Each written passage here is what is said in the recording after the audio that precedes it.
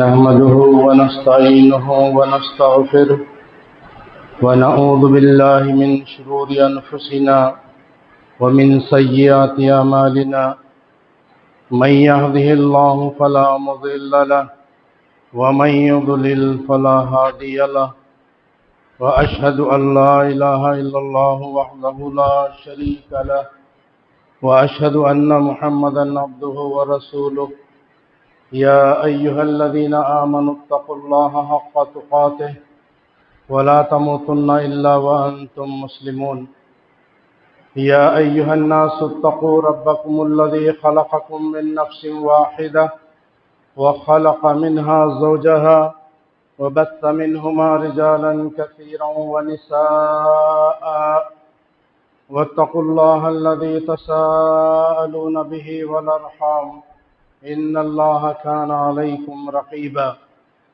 يا أيها الذين آمنوا اتقوا الله وقولوا قولا سديدا يصلح لكم أعمالكم ويغفر لكم ذنوبكم ومن يطع الله ورسوله فقد فاز فوزا عظيما أما بعد فإن خير الحديث كتاب الله وخير الهدي هدي محمد صلى الله عليه وسلم وشر الأمور محدثاتها وكل محدثة بدعة وكل بدعة ضلالة وكل ضلالة في النار أعوذ بالله السميع العليم من الشيطان الرجيم من همزه ونفخه ونفثه بسم الله الرحمن الرحيم وإن يمسسك الله بضر فلا كاشف له إلا هو وإن يردك بخير فلا راد لفضله رب اشرح لي صدري ويسر لي أمري واحلل عقدة من لساني يفقهوا قولي سبحانك لا علم لنا إلا ما علمتنا إنك أنت العليم الحكيم۔ تمام قسم کی تعریفات، بڑھائی، کبریائی، حمد و ستائش اس اللہ مالک الملک کے لیے لائق اور زیبا ہے، جس نے جنات اور انسان کو محض اپنی بندگی اور اپنی عبادت کے لیے پیدا فرمایا۔ چنانچہ ارشاد ہوا وما خلقت الجن والانس الا لیعبدون، کہ ہم نے جنات اور انسان کو محض اپنی بندگی اور اپنی عبادت کے لیے پیدا فرمایا ہے۔ حمد و ثنا کے بعد عرب انگنت اور بے شمار درود و سلام ہو اس ہستی اقدس و مقدس پر جن کا نام نامی اسم گرامی محمد اکرم صلی اللہ علیہ وسلم، وہ ذات مبارکہ مقدسہ مطہرہ کہ رب کائنات نے جنہیں رحمت کائنات بنا کر مبعوث کیا اور جن کے ذریعے سے اہل کائنات کی ہدایت اور رہنمائی کا بندوبست فرمائے۔ سامعین کرام، عزیزان گرامی، محترم بھائیوں، بزرگوں اور دوستوں، آج کا موضوع سخن ماہ سفر کے متعلق ہے۔ ماہ سفر اور بدشگونی، اس عنوان کے تحت انشاءاللہ چند گزارشات آپ حضرات کے سامنے رکھنے کی کوشش کروں گا۔ اللہ تبارک و تعالیٰ سے دعا ہے اللہ مجھے حق بات کہنے اور ہم سب کو حق بات سننے اور اس پر عمل کرنے کی توفیق عطا فرمائے، آمین یا رب العالمین۔ جو آیت میں نے آپ حضرات کے سامنے تلاوت فرمائی خطبہ مسنونہ کے بعد، سورہ یونس کی آیت نمبر 107 ہے، جس میں اللہ تبارک و تعالیٰ فرماتا ہے وَإِن يَمْسَسْكَ اللَّهُ بِضُرٍّ فَلَا كَاشِفَ لَهُ إِلَّا هُوَ، اور اللہ انہیں کوئی تکلیف پہنچائے تو اس کے سوا اسے دور کرنے والا کوئی نہیں۔ وَإِن يُرِدْكَ بِخَيْرٍ فَلَا رَادَّ لِفَضْلِهِ، اور اگر وہ تمہارے ساتھ بھلائی کا ارادہ کرے تو وہ اللہ کے فضل کو روکنے والا کوئی نہیں۔ یہ عقیدہ مسلمانوں کا ہونا چاہیے۔ سرزمین عرب میں جب اسلام کا ظہور ہوا، اسلام کی دعوت شروع ہوئی، اللہ کے رسول صلی اللہ علیہ وسلم نے دعوت دینا شروع کیا، اس وقت جاہلی معاشرت کے اندر دو طرح کے بگاڑ پائے جاتے تھے۔ ایک بگاڑ تو وہ تھا جن کا تعلق بندوں کے افعال اور ان کے اعمال سے تھا، جیسے کہ شراب پینا، جوا کھیلنا، چوری کرنا، زنا کرنا اور شرک میں مبتلا ہونا، بدعت و خرافات میں مبتلا ہونا، یہ بڑا گندا ماحول مشرکین مکہ کا تھا جب اللہ کے نبی صلی اللہ علیہ وسلم کو نبی بنایا گیا۔ دوسرا بگاڑ اور فساد کیا تھا کہ وہ اسلامی عقیدے سے بالکل دور تھے، توہم پرستی کا شکار تھے، بدشگونی لیتے تھے، بتوں کی پوجا کرتے تھے اور زمانہ یا مخلوقات سے بدشگونی پکڑتے تھے کہ اس کے اندر بدشگونی ہے، اس کے اندر نحوست ہے، فلانے آدمی میں نحوست ہے، فلانے دن میں نحوست ہے، فلانی رات میں نحوست ہے، فلانا مہینہ منحوس ہے۔ اسی طرح سفر کے مہینے کو بھی وہ لوگ منحوس سمجھا کرتے تھے مشرکین مکہ، سفر کے مہینے کو بھی منحوس سمجھا کرتے تھے۔ یہ ان کا جو ہے عقیدہ تھا، توہم پرستی کا شکار، وہم میں مبتلا ہوتے تھے کہ اس سے یہ ہو جائے گا، اس سے یہ ہو جائے گا، اور جاہلی رسم و رواج پر ان کا عقیدہ تھا اور اس عقیدے پہ جمے ہوئے تھے۔ جب اسلام کی آمد ہوئی، اسلام آیا، تو دین اسلام نے حکمت عملی کو اختیار کرتے ہوئے بتدریج سب سے پہلے ان کے افکار اور نظریات اور عقائد کو جو ان کے دلوں میں تھے، ان باطل افکار اور نظریات کو جو ہے کائنات کے اندر جو چیزیں رونما ہو رہی ہیں وہ اللہ تعالیٰ کے حکم سے ہیں۔ یہ عقیدہ، یہ دلایا ان کے دلوں کے اندر، ان کے دلوں کو پاک صاف کیا اسلام نے۔ نظام کائنات میں جو تبدیلی اور بدلاؤ ہے یہ سب اللہ تعالیٰ کے حکم سے ہے۔ جو چیزیں رونما ہو رہی ہیں وہ سب اللہ تبارک و تعالیٰ کی طرف سے ہے۔ جو بھی ہماری زندگی کے اندر جو معاملات ہوتے ہیں، چاہے وہ اچھے ہوں یا برے ہوں، اللہ تبارک و تعالیٰ یہ ہمارے تقدیر کے اندر زمین و آسمان کو پیدا کرنے سے پہلے ہی لکھ دیا کہ کون کب پیدا ہوگا، کون کیا کرے گا، کون کہاں مرے گا، کون جو ہے دیندار رہے گا، کون جو ہے بے ایمان رہے گا۔ سب کچھ اللہ تبارک و تعالیٰ نے زمین و آسمان کے پیدائش سے پہلے ہم سب کی تقدیروں کو لکھ دیا، اور ہمارے مقدر میں جو ہے ہماری زندگی میں ہو کر رہے گا اس کو جو ہے کسی زمانے پر نہیں تھوپنا چاہیے، کسی مہینے پر نہیں تھوپنا چاہیے، کسی شخصیت پر نہیں تھوپنا چاہیے، بلکہ یہ سمجھنا چاہیے، یہ مومن کا، ایک مسلمان کا، حقیقی مسلمان کا یہ عقیدہ ہونا چاہیے کہ اللہ تبارک و تعالیٰ کی طرف سے یہ پہلے سے لکھا ہوا ہے، لہذا آج یہ میرے ساتھ ہوا، یہ معاملہ آج جو میرے ساتھ پیش ہوا یہ اللہ تبارک و تعالیٰ کے ساتھ ہے۔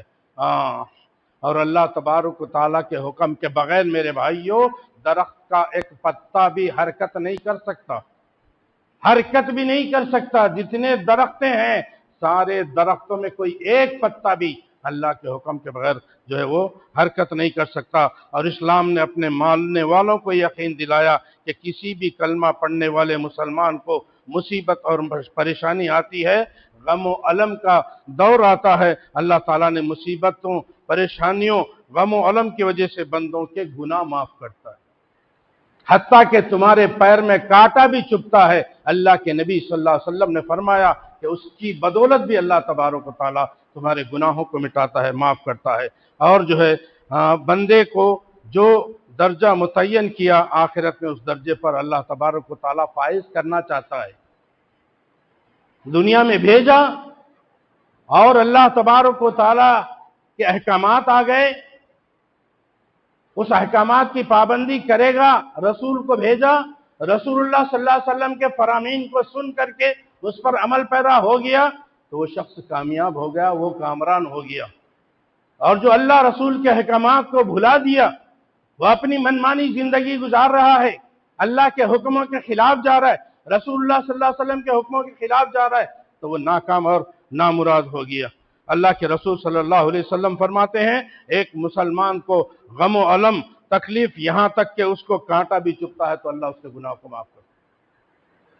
یہ ہمارا عقیدہ ہونا چاہیے۔ اسلام نے یقین دہانی کرائی اپنے ماننے والوں کہ اگر تمہارے اوپر کوئی مصیبت، پریشانی، غم و عالم، دکھ، درد آتا ہے تو یہ وقت، مہینہ، زمانہ کے منحوس ہونے کی وجہ سے نہیں ہے، بلکہ یہ پریشانیاں، یہ تکالیف، یہ دکھ درد زمین و آسمان کی پیدائش سے پہلے ہی اللہ تبارک و تعالیٰ ہماری تقدیروں کے اندر لکھ دیا۔ اگر یہ عقیدہ نہیں ہے تو اللہ تعالیٰ ہماری نیکیوں کو قبول نہیں کرے گا۔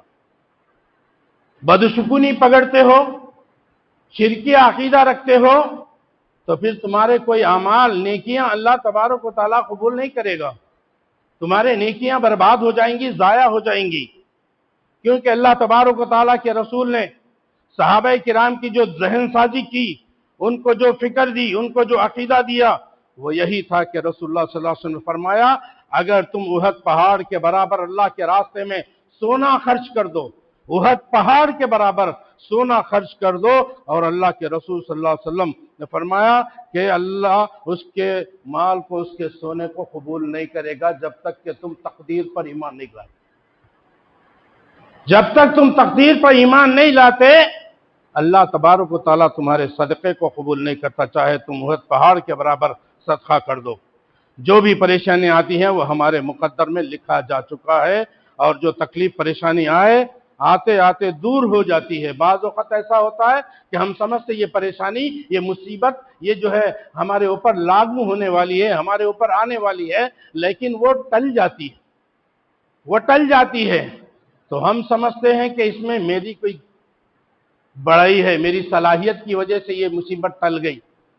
نہیں میرے بھائیو، اللہ تبارک و تعالیٰ نے وہ مصیبت کو تمہارے اوپر آنے سے روک دیا۔ وہ تکلیف، وہ مصیبت، وہ مصائب، وہ آلام، وہ دکھ درد، وہ تمہاری تقدیر میں لکھا ہوا ہی نہیں تھا۔ بس یہ ایک جھونکا، ایک تمہارے اندر ایک خیال آیا کہ وہ ہونے والا ہے، لیکن اللہ تبارک و تعالیٰ نے تمہیں اس سے بچا لیا۔ یہ تقدیر میں لکھا ہوا نہیں تھا، اس میں تمہارا کوئی کمال نہیں ہے، بلکہ اللہ تعالیٰ نے اس تکلیف کو تمہارے حصے میں لکھا ہی نہیں تھا۔ اور یاد رکھیں میرے صحابہ، اگر تمہاری موت اس عقیدہ پر نہیں ہوتی، یعنی جو عقیدہ اسلام نے دیا ہے، اللہ کے نبی صحابہ سے کہہ رہے، فرما رہے ہیں کہ اے میرے صحابہ، اگر تمہارا عقیدہ اس پر نہیں ہے، اس سے ہٹ کر ہے، تو تم جہنم میں جا سکتے ہو۔ صحابہ کو بول رہے ہوں، ہم کون سے کھیت کے مولی؟ ہاں، ہم بس مسلمان کے پیٹ میں پیدا ہوئے، ہم سمجھ رہے ہیں کہ ہم جنت کی سرٹیفکیٹ ہمارے کو مل گئی۔ نہیں میرے بھائیو، عقیدہ مین ہے، عقیدہ اصل ہے، عقیدہ ہمارا صحیح ہونا چاہیے۔ جو عقیدہ قرآن نے دیا، جو عقیدہ نبی کے فرامین نے دیا، وہ عقیدے کو اپنے اندر لانا، وہ اس عقیدے پہ زندگی گزارنا۔ تو یقین جانو اللہ تعالیٰ جو مقدر کر دیا ہے، جو تقدیر لکھی جا چکی ہے، اس کے مطابق کائنات کے اندر اللہ تعالیٰ کے احکامات جاری ہو رہے ہیں۔ اللہ کے رسول صلی اللہ علیہ وسلم صحابہ کی ذہن سازی کر رہے ہیں، ان کی اصلاح فرما رہے ہیں۔ وہ شمع نبوت کے پروانے، وہ نبی کو چاہنے والے، وہ نبی کے دروس میں حاضر ہونے والے، وہ نبی کے سامنے وحی کو اترتا ہوا دیکھنے والے، وہ نبی کریم صلی اللہ علیہ وسلم کو اپنے آنکھوں سے دیکھنے والے، اپنے کانوں سے نبی کو سننے والے، وہ صحابہ کرام نبی کے درس سے یہ عقیدہ لے کر اٹھے، اس منہج کو لے کر اٹھے۔ انہوں نے اپنے عقیدے کی اصلاح کی، اپنے گھر کی اصلاح کی، اپنے سماج کی اصلاح کی، اور اپنے بچوں کی اصلاح کی، اور اس کو دنیا بھر میں پہنچا دیا اس عقیدے کو۔ یہ صحابہ کرام کا ہمارے اوپر بڑا احسان ہے۔ صحابہ کے تعلق سے عظمت صحابہ 2 خطبے آپ کے سامنے ہو چکے ہیں، اب اس میں جانا نہیں چاہتا ہوں میں۔ تو صحابہ نے یہ منہج اختیار کیا، یہ عقیدہ اختیار کیا، اور اس عقیدہ کو لوگوں تک پہنچایا۔ لیکن میرے بھائیوں، آج ہمارا کیا حال ہے؟ ہمارا معاملہ بالکل صحابہ سے الٹا۔ جو عقیدہ دیا گیا اسلام نے، وہ عقیدہ ہمارے اندر نہیں۔ جو احکامات اللہ نے دی، ان احکامات پہ ہمارا عمل نہیں۔ جو رسول اللہ صلی اللہ علیہ وسلم کے احکام ہیں، اس احکام پہ ہمارا عمل نہیں۔ حضرت عبادہ بن صامت رضی اللہ تعالیٰ عنہ کے بارے میں آتا ہے کہ اپنے بیٹے کو پکڑ کر کہتے ہیں کہ اے میرے بیٹے، تم ایمان کی لذت اور چاشنی کو ہرگز نہیں پا سکتے، تم ایمان کی مٹھاس کو نہیں پا سکتے ہو، یہاں تک کہ تم تقدیر پر ایمان لے آؤ۔ تقدیر پر ایمان نہیں ہے تو پھر تم جو ہے اسلام کی مٹھاس کو نہیں پا سکتے۔ تم اسلام کے جو ہے جو عظمت ہے، اس کی جو بڑائی، کبریائی، جو شان ہے، اس کو نہیں پا سکتے۔ تم عمل پیرا نہیں ہو سکتے، تمہارے اعمال قبول نہیں ہوں گے۔ ہاں اے میرے بیٹے، یقین جانو اگر تمہاری زندگی میں مختلف حالات آتے رہتے ہیں، کبھی خوشی، کبھی غم آتا ہے، کبھی تکلیف آتی ہے، ہمیشہ خوشی کے ایام نہیں رہتے، اور نہ ہمیشہ جو ہے غم کے ایام رہتے، کبھی خوشی آتی، کبھی غم، تکلیفیں آتی ہیں، ان سب کو برداشت کرنا ہے۔ خوشی آئی تو خوش ہوتے ہو، لیکن غم آئے تو پھر جو ہے شکوے گلہ کرنا شروع کر دیتے ہم، اللہ یہ تکلیف مجھے ہی دینا تھا، اللہ مجھے ہی تکلیف دینا تھا، کتنے لوگ ہیں دنیا کے اندر، آج مجھے یہ تکلیف کیوں دی گئی؟ جب خوشی آتی ہے تو خوشی کو جو ہے اختیار کرتے ہیں، اور پھر وہاں پر بھی اللہ کو بلا دیتے، تکلیف آئے تو اللہ سے گلہ شکوہ کرتے۔ نہیں، صحابہ نہیں، صحابہ خوشی آتی تو بھی اللہ کا شکر ادا کرتے، غم پریشانی آتی تو صبر کرتے۔ ہاں، مومن وہ ہوتا ہے، اللہ کے رسول صلی اللہ علیہ وسلم نے فرمایا، مومن کو ہر طرف سے، ہر طرح سے خیر ہی خیر کا معاملہ، مومن کا معاملہ خیر ہی خیر ہے۔ جب اس کو کوئی خوشی پہنچتی ہے، کوئی نعمت ملتی ہے، اللہ کی مدد اس کے ساتھ ہوتی ہے، تو وہ اللہ کا شکر ادا کرتا ہے، اور جب اس کو کوئی غم تکلیف پہنچتی ہے تو مومن اس پر صبر کرتا ہے، اور صبر کے بدلے اللہ تبارک و تعالی اس کو اجر و ثواب عطا فرماتے ہیں۔ یہ مومن کا عقیدہ ہونا چاہیے، عمل ہونا چاہیے مومن کا، لیکن ہمارا معاملہ بالکل جو ہے الگ ہے۔ اے میرے بیٹے، میں نے رسول اللہ صلی اللہ علیہ وسلم سے سنا کہ اللہ تعالیٰ نے سب سے پہلے جو چیز پیدا کی ہے وہ قلم ہے۔ کیا ہے؟ سب سے پہلے اللہ تبارک و تعالیٰ نے جو پیدا کیا، اس قلم کو پیدا کیا۔ یہ قلم میرے بھائیوں لوگوں کی جو ہے درجات کو بلند کر دیتا ہے، اس قلم کی وجہ سے۔ اس قلم سے جو تعلیم آپ اور میں حاصل کرتے ہیں، اس کے بدلے جو ہے اللہ تبارک و تعالی ہمارے درجات کو بلند کرتا ہے۔ ہاں، قلم اور قلم کا ایک اپنا مقام ہے، ایک عظیم چیز ہے۔ یہ قلم وہ چیز ہے جو انسان کو ترقی کے منزلیں طے کرا دیتی، ترقی کے منزلیں۔ آپ پڑھ لکھ کر کے اس قلم سے جو ہے آپ دین کی اشاعت کر سکتے ہو، اس قلم کے ذریعے سے آپ جو ہے قرآن و حدیث کی تعلیمات کو لوگوں تک پہنچا سکتے ہو، علم حاصل کر کے اس علم کو جو ہے لوگوں تک لکھ کر کے اس کو جو ہے شائع کر کے جو ہے آپ لوگوں کو فائدہ پہنچا سکتے ہیں۔ ہاں، قلم ایسی چیز ہے۔ یہ قلم وہ چیز ہے جو رب العالمین نے قرآن میں تین کی قسم کھائی، تین، والتین، انجیر، والزیتون، زیتون کی قسم کھائی، اور طور سینین کی قسم کھائی، بلد الامین کی قسم کھائی۔ بہت سی چیزوں کی اللہ تبارک و تعالیٰ نے قرآن میں قسم کھائی، لیکن سب سے پہلے جس چیز کی اللہ نے قسم کھائی وہ اس قلم کی قسم، نون والقلم وما یسطرون۔ قلم ہے، قسم ہے نو اس قلم کی، اللہ نے قلم کی قسم کھائی، اور اس کی جو اس سے لکھا جاتا ہے اس کی بھی قسم اللہ نے کھائی۔ اللہ اکبر۔ ہاں، اور تو قلم تو ایک عظیم چیز ہے۔ اللہ رب العالمین نے قرآن کریم کا نزول فرمایا تو سب سے پہلے ان آیتوں کو نازل فرمایا۔ سب سے پہلے قرآن میں کیسی آیتیں نازل ہوئی یہ ہم جانتے ہیں۔ اقرأ بسم ربک الذی خلق، خلق الانسان من علق، اقرأ وربک الاکرم۔ کیا فرمایا اللہ تعالیٰ؟ 5 آیتیں اللہ تبارک و تعالیٰ نے جو ہے یہاں پہ فرمایا۔ کیا فرمایا؟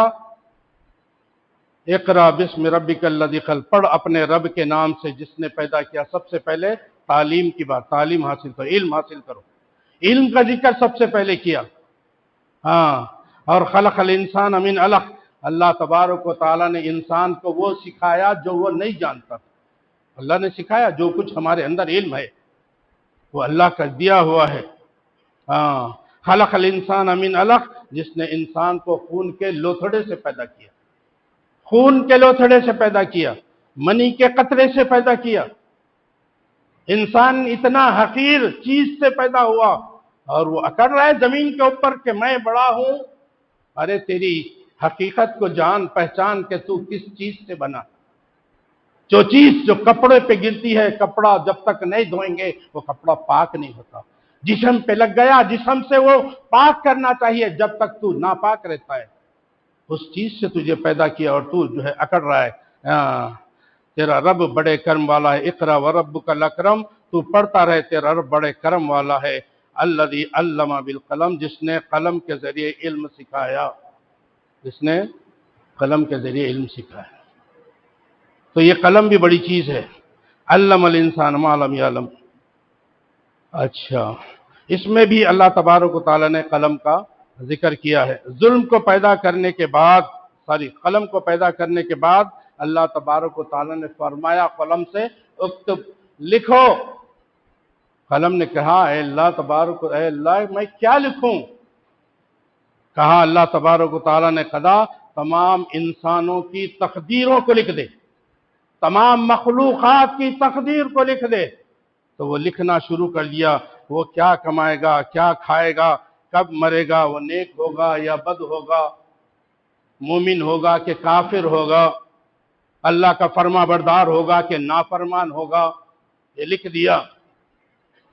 اور میرے بھائیوں، یہ تقدیر کا معنی ایسا نہ لیں آج ہم بے نمازی ہیں، آج ہم بے عمل ہیں، ہم عمل نہیں کرتے، اسلام پہ تعلیمات پہ عمل نہیں کرتے ہیں، اور کہتے ہیں کہ جی میری قسمت میں یہ لکھا ہوا، میری تقدیر میں یہ لکھا ہوا ہے کہ میں نماز نہ پڑھوں، میری تقدیر میں لکھا ہوا ہے کہ میں نیک اعمال نہ کروں، میں کیا کر سکتا ہوں؟ نہیں میرے بھائیوں، تقدیر کے معنی کو سمجھنے کی کوشش کیجئے۔ تقدیر کا معنی یہ نہیں ہے کہ اللہ تبارک و تعالیٰ نے کسی کو کافر ہونا بول کے لکھ دیا، نہیں، کسی کو بے نمازی ہونا بول کے لکھ دیا، نہیں، بلکہ ہم پیدا ہونے کے بعد سے لے کر کے مرنے تک جو اعمال ہم کریں گے وہ اللہ تبارک و تعالیٰ کو ہماری پیدائش سے پہلے ہی معلوم، اللہ کے علم میں ہے ہم پیدا ہو کے کیا کریں گے، وہی اللہ تبارک و تعالیٰ نے لکھ دیا۔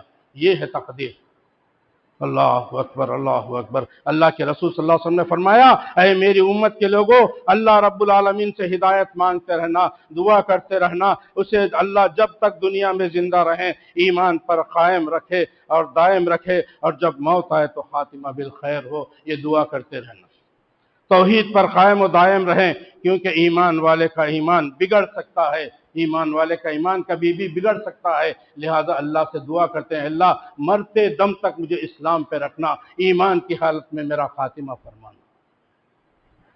خاتمہ بالخیر ہونا یہ کامیابی کی نشانی ہے۔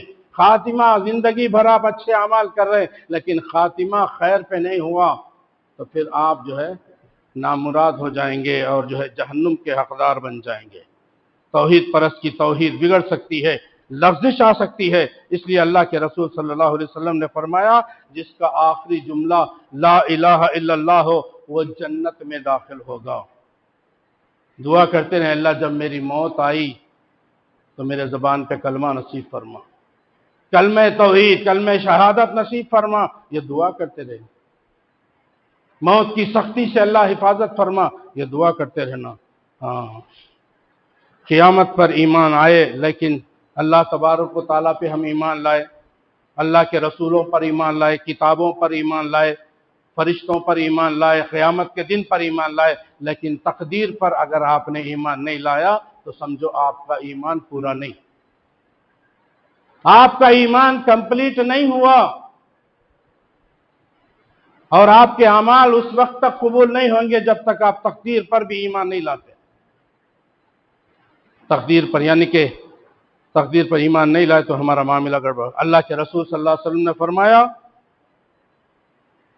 مومن کا جو معاملہ وہ خیر اور بھلائی ہے، یعنی کیا ہے، کسی بھی معاملے میں بھلائی ہی بھلائی ہے مومن کا، خوشی ملی تو بھی بھلائی، غم ملا تو بھی بھلائی، کیونکہ غم ملا تو صبر کرتا ہو، ہائے واویلا نہیں کرتا۔ اللہ کے رسول صلی اللہ علیہ وسلم نے فرمایا جب کسی مومن کو خوشی پہنچتی ہے تو یہ نہیں کہتا کہ میری صلاحیت کی وجہ سے ہے، یہ نہیں بولتا، بلکہ کہتا ہے کہ اللہ کا شکر ادا کرتا ہے، اللہ تبارک و تعالیٰ کا احسان ہے، اللہ کا شکر ہے کہ اللہ نے مجھے یہ خوشی دی، یہ نعمت عطا فرمائی۔ اور جب اس کو کوئی مصیبت پہنچتی ہے تو پھر کہتا صبر کرتا ہے۔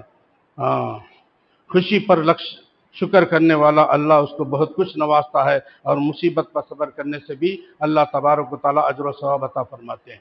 اللہ کے رسول صلی اللہ علیہ وسلم نے صحابہ کی تربیت کی، ان کو اسلامی عقیدہ سکھایا، اور انہوں نے اس عقیدے کو اپنایا اور عمل کیا اور اسی عقیدے کو ہم تک پہنچایا۔ لیکن آج ہم مسلمانوں کا کیا عقیدہ ہے؟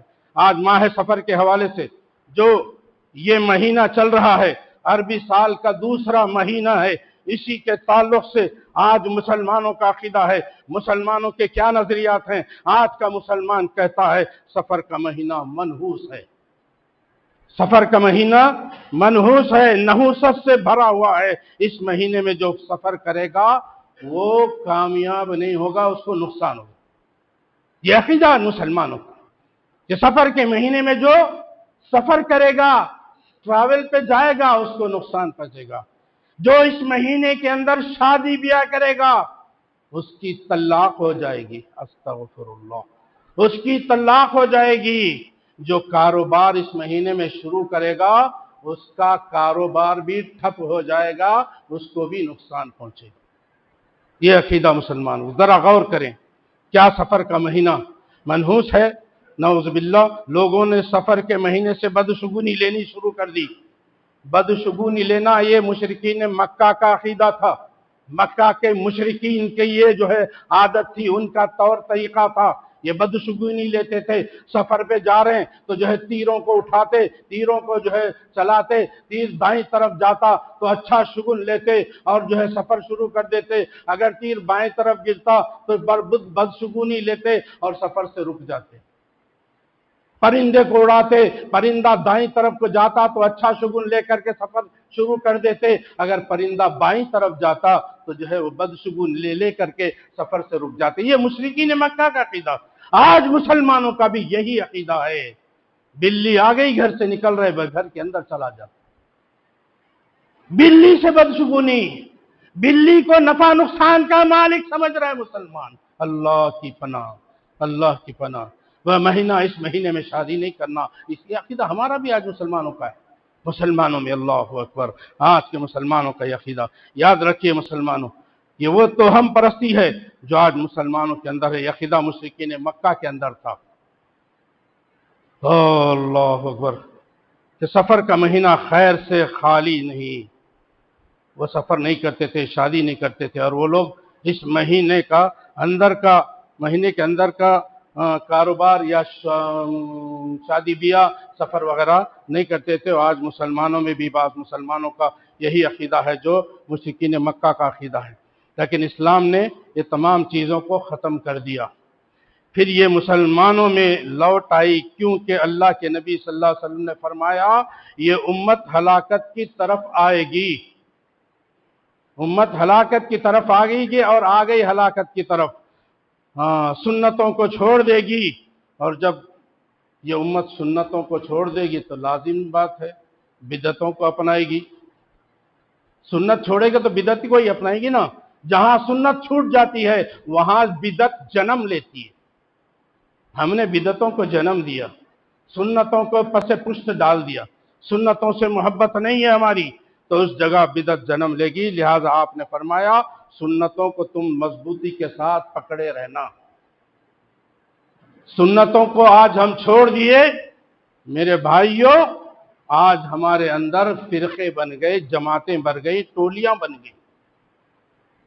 ہماری زندگی کا محور قرآن اور سنت ہے، قرآن اور سنت ہے۔ ہماری کامیابی کا محور قرآن و سنت ہے۔ جنت کا حصول قرآن و سنت پر عمل کرنے سے ملے گا، ورنہ ہمیں جنت نہیں ملے گی۔ اگر ہم سنتوں کو لازم پکڑے رہیں گے وہاں بدعت جگہ نہیں لے سکتی۔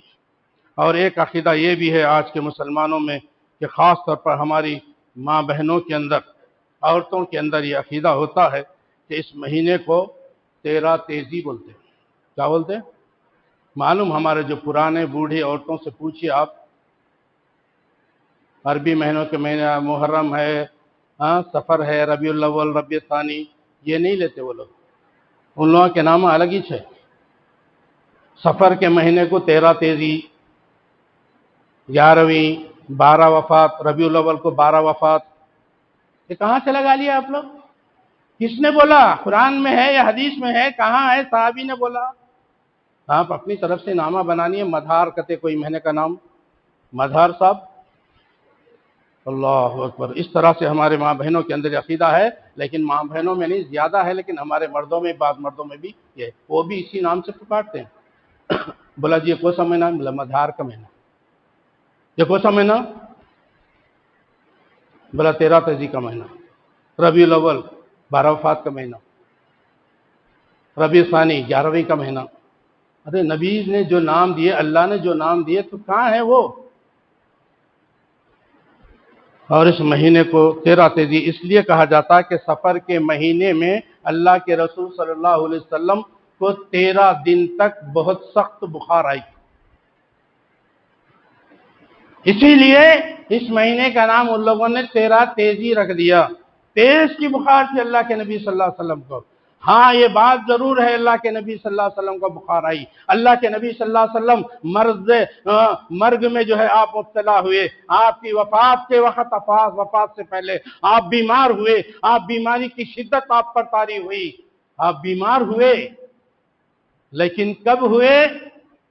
13 سفر کے مہینے میں 13 دن نہیں، بلکہ سفر کی 29 تاریخ کو، غالباً سفر کی جو ہے 29 تاریخ کو اللہ کے رسول صلی اللہ علیہ وسلم بیمار ہوئے، آپ کو تکلیف شروع ہوئی، آپ جو ہے بقیع قبرستان میں اس دن گئے تھے 29 سفر کو، بقیع قبرستان، بقیع الغرقد، اس کے اندر گئے، وہاں پر ان لوگ مدفون لوگوں کے لیے مغفرت کی دعا کرے، واپس لوٹے، واپس گھر آ رہے ہیں، راستے میں ہی اللہ کے رسول صلی اللہ علیہ وسلم کے سر میں شدید درد شروع ہو گیا، شدید درد شروع ہو گیا۔ جب آپ گھر پہنچے، آپ اپنی بیوی عائشہ رضی اللہ تعالی عنہا سے کچھ کہتے، اس سے پہلے کہ آپ کچھ کہتے، مائی عائشہ صدیقہ رضی اللہ تعالی عنہ نے کہا، اے اللہ کے رسول صلی اللہ علیہ وسلم، میرا سر درد سے پھٹا جا رہا ہے۔ تو اللہ کے رسول صلی اللہ علیہ وسلم نے فرمایا، عائشہ، میرا سر بھی اللہ کی قسم درد سے پھٹا جا رہا ہے۔ اور اللہ کے رسول کی عقیدہ یاد رکھیے، اللہ کے نبی کے صلی اللہ علیہ وسلم کی ان باتوں کو غور سے سنیں اور یہ عقیدہ رکھیے۔ اللہ کے رسول صلی اللہ علیہ وسلم نے فرمایا، عائشہ، اگر تو اس بیماری میں، اس درد سر کی وجہ سے اگر تیری موت میرے سے پہلے ہو جاتی ہے، میرے سے پہلے اگر تو مر جاتی ہے، تو میں تجھے غسل دوں گا، میں تجھے کفن دوں گا، میں تجھے جو ہے تیری جنازے کی نماز پڑھاؤں گا، اور میں تجھے قبر کے اندر میں اپنے ہاتھوں سے اتاروں گا۔ عقیدہ کیا ہے مسلمانوں کا؟ آج بیوی مر جاتی ہے تو رشتہ ٹوٹ گیا، میاں بیوی کا رشتہ ٹوٹ جاتا ہے، شوہر مر گیا تو بیوی کا رشتہ ٹوٹ گیا، بیوی مری تو شوہر کا رشتہ، میاں بیوی کا رشتہ ہی ٹوٹ جاتا۔ اب وہ آ کر کے بیوی، مری ہوئی بیوی کو دیکھ نہیں سکتا، بولے جی چلو اب تم نہیں دیکھ سکتے، اب وہ تمہارا رشتہ ٹوٹ گیا، اب وہ تمہاری بیوی نہیں رہی، وہ غیر محرم ہو گئی ہے، تم دیکھ نہیں سکتے۔ شوہر مر گیا، بیوی کو نہیں دکھاتے، بعض لوگ بیوی کو جو ہے اس کے چوڑیاں پھوڑ کے شوہر کی لاش کے پاس لا کر کے اس کا جو ہے مہر معاف کرو، زبردستی، زور زبردستی اس سے معافی کراتے، یہ جہالت کے کام ہے، یہ تمام جاہلیت کے کام ہے۔ اللہ کے نبی صلی اللہ علیہ وسلم نے کیا کہا؟ عائشہ، اگر تو میرے سے پہلے مر گئی تو میں تجھے غسل دوں گا، اور میں جو ہے تجھے کفن پہناؤں گا، تیری جو ہے جنازے کی نماز پڑھوں گا، تجھے قبر میں اپنے ہاتھوں سے اتاروں گا۔ رشتہ ٹوٹا تو نبی صلی اللہ علیہ وسلم کرتے یہ کام؟ نبی صلی اللہ علیہ وسلم بولتے کہ میں ایسا کروں گا؟ تو نہ غسل دیتا، نہ کفن پہناتا، نہ تو جو ہے قبر میں اتارتا، سب دوسرے لوگ کرتے۔ اب بیوی مر گئی تو اس کو دیکھنے نہیں دیتے، بیوی کو سارے لوگ دیکھتے ہیں، عورتیں دیکھ رہے ہیں، مرد دیکھ رہے ہیں، پڑوس والے دیکھ رہے ہیں، پڑوسیاں دیکھ رہے ہیں، رشتہ دار دیکھ رہے ہیں، غیر محرم بھی دیکھ رہے ہیں، لیکن نہیں دیکھ سکتا تو اس کا شوہر نہیں دے سکتا جو ہمیشہ اس کے ساتھ اس کی زندگی گزرے۔ یہ کہاں کے ایمان، کہاں کا اسلام، کہاں کا دین ہے میرے بھائیوں؟ اپنے دین کی، اپنے عقیدے کی اصلاح کیجئے۔ بہت سے جو ہے آپ دیکھیے، حضرت فاطمہ رضی اللہ تعالی عنہ کی وفات ہوئی، ان کو غسل ان کے شوہر حضرت علی رضی اللہ تعالی عنہ دیتے ہیں، غسل دیا انہوں نے۔ ابو بکر صدیق رضی اللہ تعالیٰ عنہ کی وفات ہوئی، ان کو غسل کس نے دیا؟ ان کی بیوی نے غسل دیا۔ یہ ہے اسلام؟ تم نے پورا اسلام کو مٹا کر کے نیا اسلام تم نے لکھ لیا، اور اپنے ایمان کو جو ہے برباد کر رہے ہو، اپنے عقیدے کو بگاڑ کر کے جہنم کے راستے پہ چل پڑے ہو۔ نبی صلی اللہ علیہ وسلم کی بیماری 29 سفر کو شروع ہوتی ہے، شروع کے 13 دن نہیں بلکہ 29 سفر کو آپ صلی اللہ علیہ وسلم جو ہے آپ کو بیماری لاحق ہوتی ہے۔ وہ 13 دن تک آپ بیماری کا، یہ لمبا ہے، نبی کی وفات پہ انشاءاللہ کبھی موضوع پر میں بات کروں گا، وفات النبی کے نام سے موضوع سے۔ تو اس طرح سے جو ہے جو آپ کا عقیدہ ہے وہ بالکل غلط ہے، قرآن اور حدیث کے خلاف، نبی کے طریقے کے خلاف۔ ہاں آپ آج کے مسلمان اور ان کے بعض علماء بھی یہ فتویٰ دے دیتے ہیں کہ وفات کے بعد میں میاں بیوی کا رشتہ ختم ہو جاتا ہے۔ کس بنیاد پہ فتویٰ دے رہے بھائی آپ؟ کوئی دلیل آیت قرآن کی پیش کرے؟ نہیں۔ کوئی نبی کی حدیث پیش کرے؟ نہیں۔ تم اپنی طرف سے فتویٰ دے کے خود بھی گمراہ ہو رہے، لوگوں کو بھی گمراہ کر رہے۔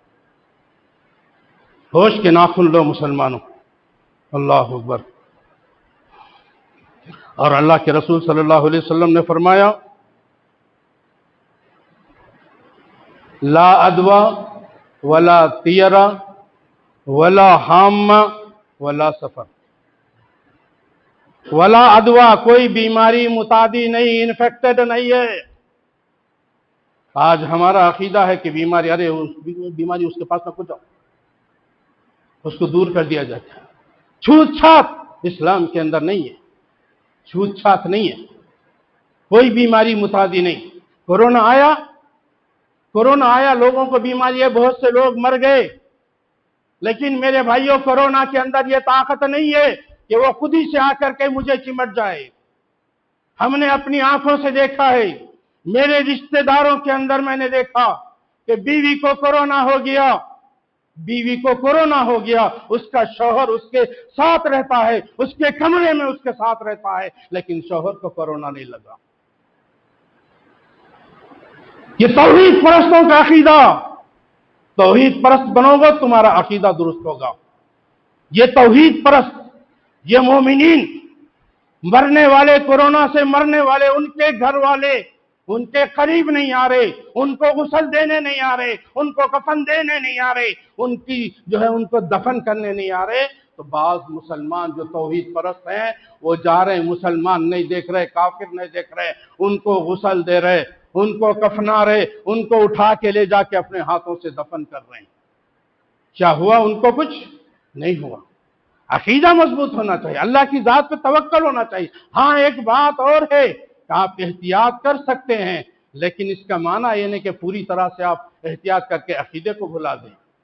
عقیدہ اللہ کی ذات پہ ہو، اللہ کے اوپر توکل ہو، احتیاط کرنا ہے تو کر سکتے ہیں۔ اللہ کے نبی صلی اللہ علیہ وسلم نے فرمایا کہ جہاں پر وبا پھیلی ہو وہاں پر مت جاؤ۔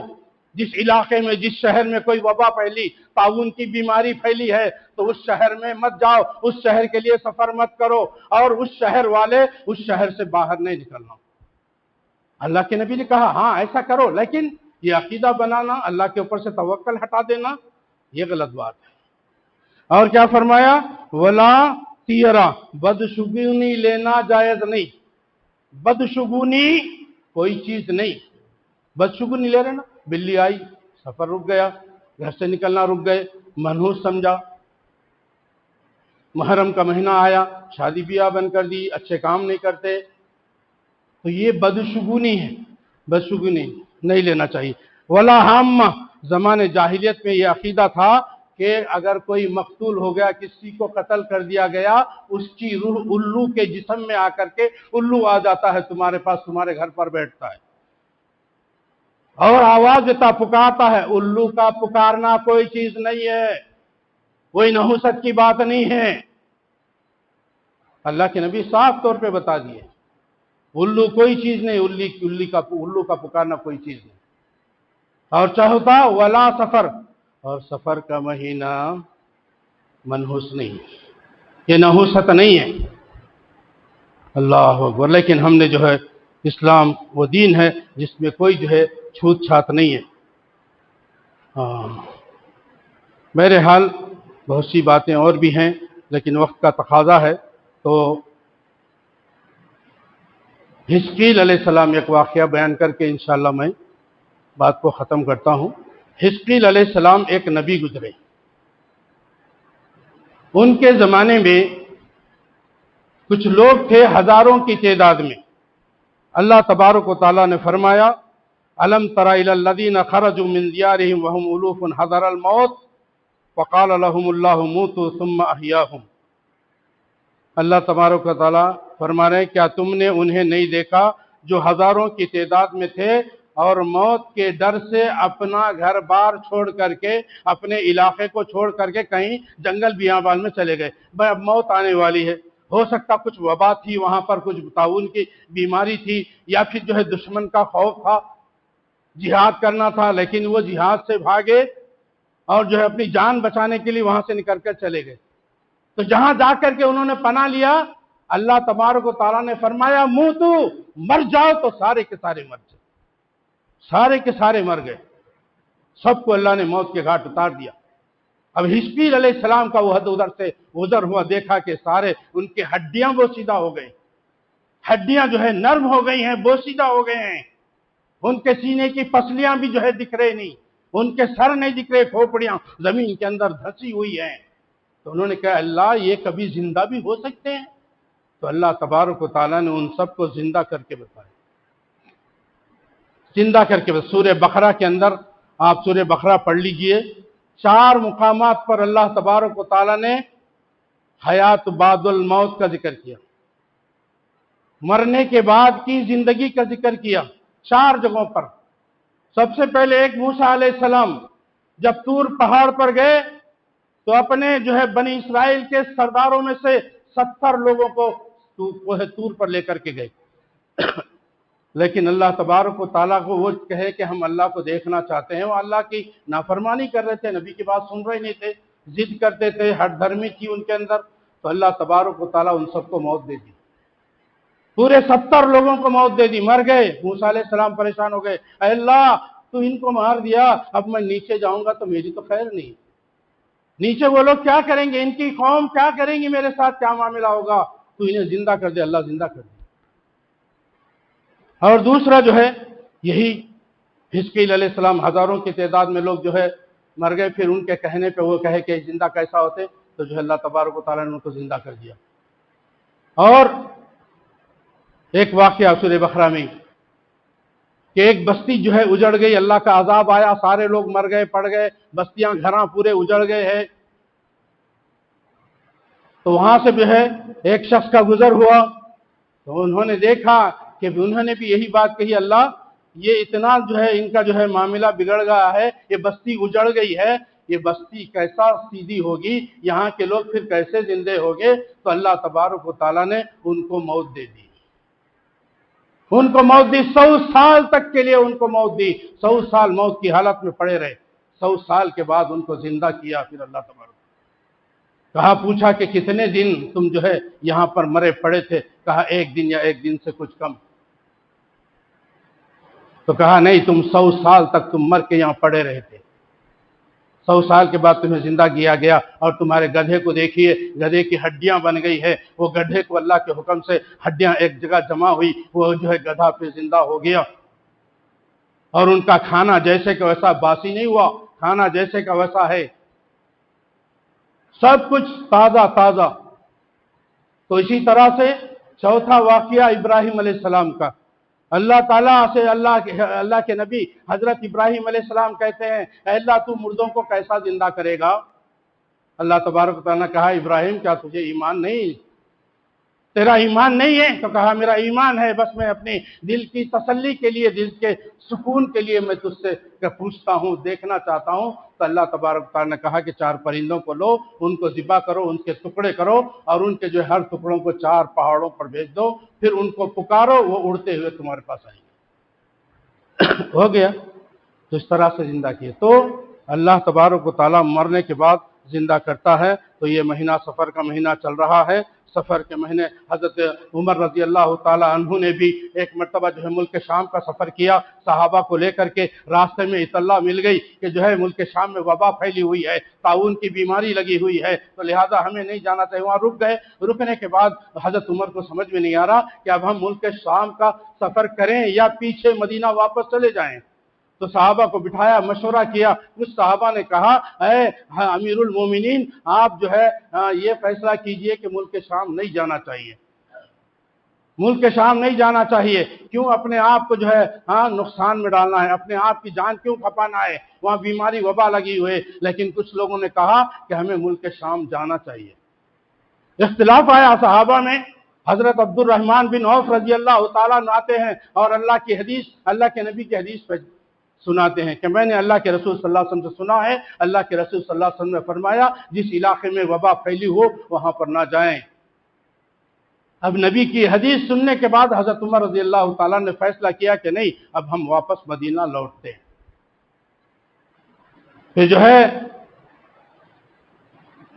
ایک صحابی آئے، ابو عبیدہ بن جراح رضی اللہ تعالیٰ عنہ، وہ آ کر کے حضرت عمر سے کہنے لگے، اے امیر المومنین، کیا آپ موت سے ڈرتے ہیں؟ اللہ اکبر، آپ موت سے ڈرتے ہیں، اللہ کی تقدیر سے بھاگتے ہیں؟ تو حضرت عمر نے کہا کہ جس اللہ نے جو تقدیر ہماری تقدیر لکھی، ہمارے مقدر میں لکھا کہ آج ہمیں یہاں پہنچنا ہے، ہم پہنچ گئے، اور یہ بھی مقدر میں لکھا ہو کہ یہاں سے واپس لوٹنا ہے، تو لہذا ہم واپس لوٹتے ہیں۔ تو اس طرح سے جہاں پر حدیث اللہ کے نبی کی بات آئی خصوصی طور پر اس پر آپ عمل کریں، لیکن جہاں عام بات ہوئی، عام اللہ کے نبی کی حدیث عام ہے، تو اس حدیث پر بھی ہمیں عمل کرنا چاہیے۔ اللہ تبارک و تعالیٰ سے دعا ہے، اللہ تبارک و تعالیٰ ہم سب کو کہنے سننے سے زیادہ اور جو ہے عمل کرنے کی توفیق عطا فرمائے، اور یہ بدشگونی لینے اور شرک کا عقیدہ اپنے دلوں سے نکالنے کی ہمیں توفیق عطا فرمائے، اور منحوس سمجھتے ہیں اس مہینے کو، یہ جو ہے اپنے دلوں سے یہ خیال نکال دیں، کوئی دن، کوئی رات، کوئی وقت، کوئی مہینہ، کوئی زمانہ منحوس نہیں ہوتا، اس سے بدشگونی لینا یہ جو ہے جاہلیت کا کام ہے، تو بہرحال اس سے بچنا چاہیے۔ وآخر دعوانا الحمدللہ رب العالمین۔ اقول قولی ھذا واستغفر اللہ لی ولکم واستغفروہ انہ هو الغفور الرحیم۔